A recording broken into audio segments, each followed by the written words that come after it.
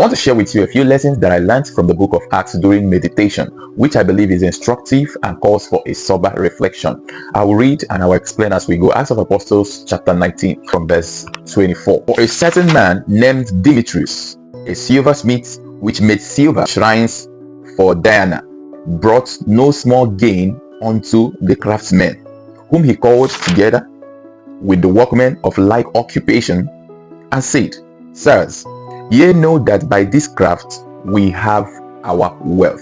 Mark that phrase. You know that by this craft we have our wealth.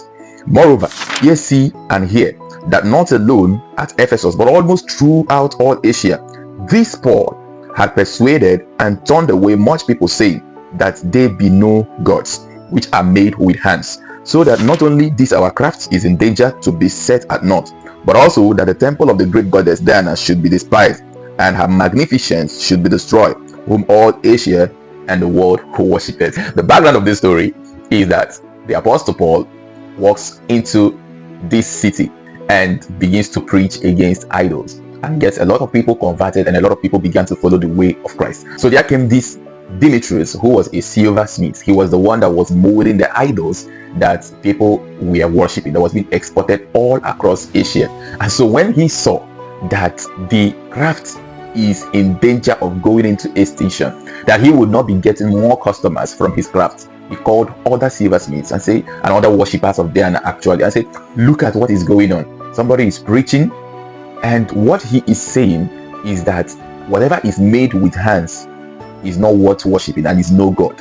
And he said, you know that by that craft, by that idol that he is condemning, we have our wealth. It calls for sober reflection. Most of the attacks you see going on today on ministers of the gospel who are preaching sound doctrine and who are correcting the church is not born out of love for God. No. Most of the things you see being paraded and masqueraded as defending the gospel and fighting for the cause of the gospel is not born out of love for Christ at all. Those things are born out of the quest to protect one's means of livelihood. We hear of pastors arresting other pastors who call them out on obvious false teachings.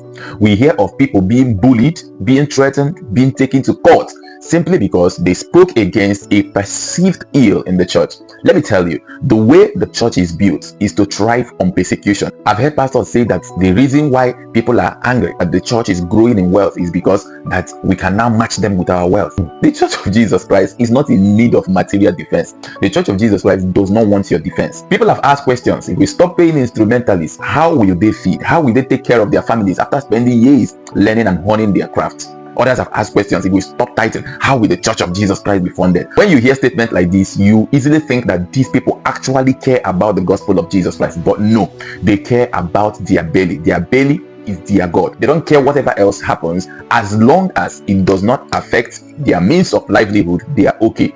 Let me tell you something. If you like, preach any form of heresy that you want, you will not get the kind of attack you get when you preach against prosperity gospel. And the reason is obvious, because money is involved. I can beat my chest and tell you that if you remove any form of material incentive or reward from ministry, most of these people asking these questions and making noise all about social media will not continue in the work of ministry, because obviously why they came is for their belly, for fame, for wealth, for material acquisition. And when it is not there, they definitely don't have a ministry. A few months ago, a pastor was seen saying, this attack on tithes, they are trying to demonetize the church. For real? Demonetize the church? Whoever told you that the Church of Jesus Christ can be demonetized? There's nothing like demonetizing the Church of Jesus Christ. You are only protecting your own belly, because the Church of Jesus Christ does not need any of such defense. It does not need physical muscle defense. Now, the Church of Jesus Christ thrives whether there is money or no money. I'm telling you 100%.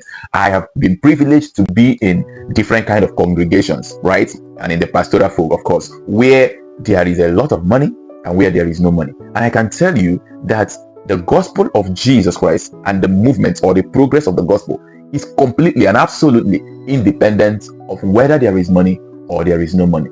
As long as you have your mouth to preach, you can preach the gospel everywhere and anywhere. But of course, as you keep preaching the gospel, provisions are made for the gospel to be spread across. But if you are looking at provisions first instead of preaching the gospel, you cannot get it right. God bless you.